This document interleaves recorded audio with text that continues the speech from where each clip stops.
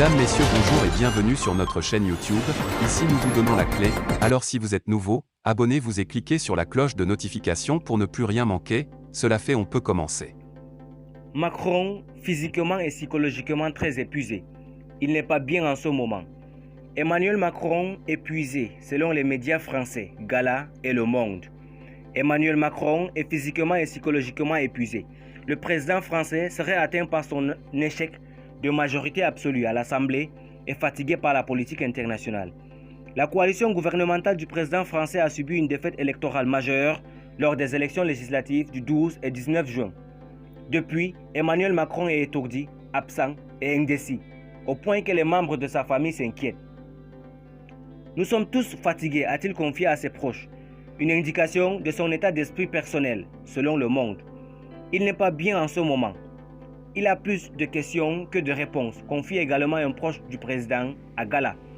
En effet, le résultat de ces élections ne semble pas encore avoir été digéré.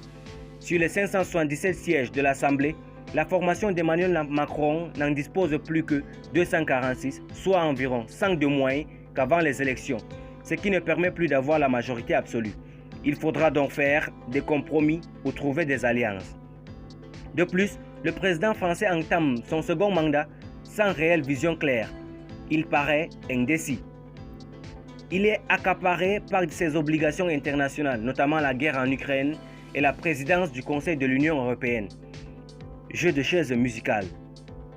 2 semaines après les élections législatives, le président français a été contraint de remanier légèrement son gouvernement, ce qui lui a valu d'être accusé de jouer au jeu des chaises musicales par l'opposition. L'un des nouveaux membres du gouvernement est le médecin François Braun, devenu ministre de la Santé. Sa prédécesseuse, Brigitte Bourguignon, a quitté son poste après une défaite électorale. Il en est de même pour le ministre de la Transition écologique, Amélie de Montchalin, remplacée par Christophe Béchu. Le département des affaires européennes sera entre les mains de la nouvelle venue, Laurence Bonon, qui succède à Clément Beaune, qui devient ministre des Transports. Et notre nouveau ministre est Jean-François Korenko, chargé des territoires d'outre-mer. Son prédécesseur, Yael Braun-Pivet, est le nouvel président du Parlement. Le responsable de la Croix-Rouge française, Jean-Christophe Combe, devient ministre des Solidarités. Il a succédé à Damien Abad, accusé d'agression sexuelle.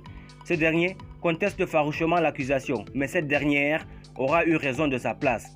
Le nouveau venu, Jean-Noël Barrot, deviendra ministre spécial chargé de la numérisation et des télécommunications, un nouveau poste au sein du gouvernement. Merci pour votre aimable attention. Si vous êtes nouveau, n'oubliez pas de cliquer sur la cloche de notification et de vous abonner à la chaîne. Merci et à très bientôt pour une nouvelle vidéo.